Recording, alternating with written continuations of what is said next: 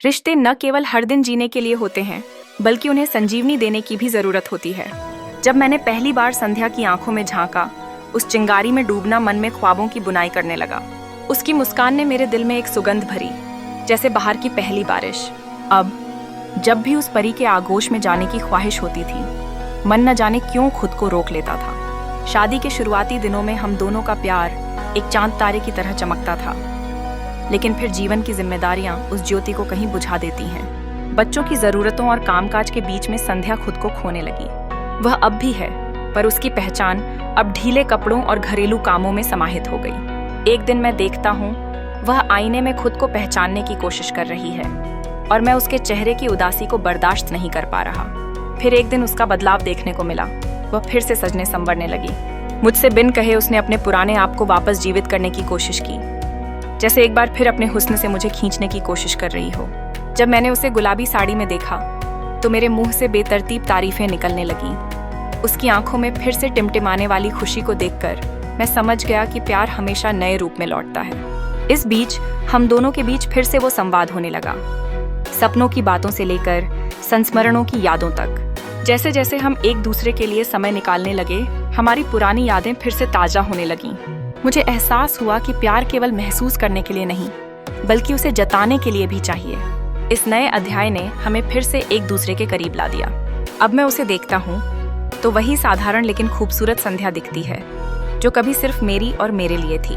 मैंने सीखा है कि रिश्तों में कभी कभी अपने आप को खोने के बाद ही फिर से पाने का जज्बा होता है।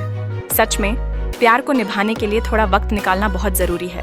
उसे देखते ही उसे नंगा करके आलिंगन करने का मन करता था कब मौका मिले और कब उसे निर्वस्त्र करके प्यार करूं। लेकिन मेरी शादी को 10 साल हो चुके हैं। जब मैंने पहली बार संध्या को देखा था तो वो मुझे किसी परी जैसी लगी थी, खिलखिलाती हुई, अपनी खूबसूरती और आत्मविश्वास से भरपूर। शादी के शुरुआती साल किसी सपने से कम नहीं थे, लेकिन फिर धीरे धीरे जिंदगी ने रफ्तार पकड़ ली।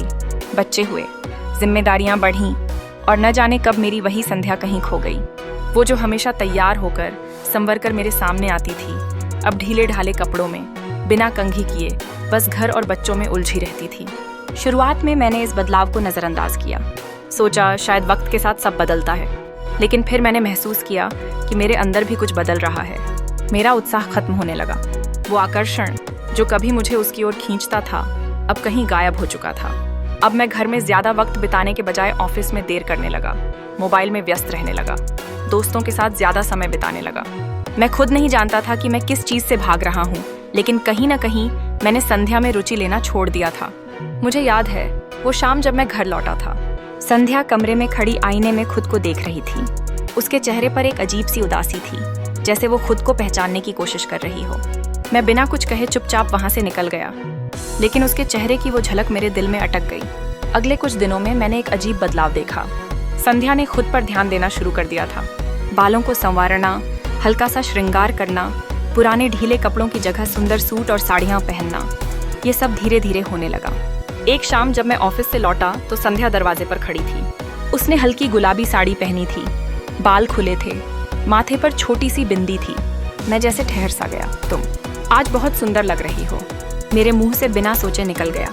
वो हल्का सा मुस्कुराई, लेकिन उसकी आंखों में कुछ और भी था, शायद खुद को फिर से पाने की खुशी।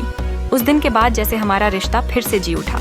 पहले की तरह बातें होने लगीं, हंसी ठिठोली, छेड़छाड़ और सबसे ज़रूरी, हम दोनों के बीच का वो प्यार जो कहीं गुम हो गया था, वो वापस लौट आया। मुझे एहसास हुआ कि शादी के बाद सिर्फ जिम्मेदारियां निभाना ही काफ़ी नहीं होता। रिश्ते को जिंदा रखने के लिए दोनों को एक दूसरे के लिए समय निकालना ज़रूरी होता है। आज जब मैं उसे देखता हूँ तो वही पुरानी संध्या नज़र आती है, जो सिर्फ मेरी थी, मेरे लिए थी। और मुझे लगता है शायद मैं भी कहीं खो गया था, लेकिन उसने मुझे फिर से पा लिया।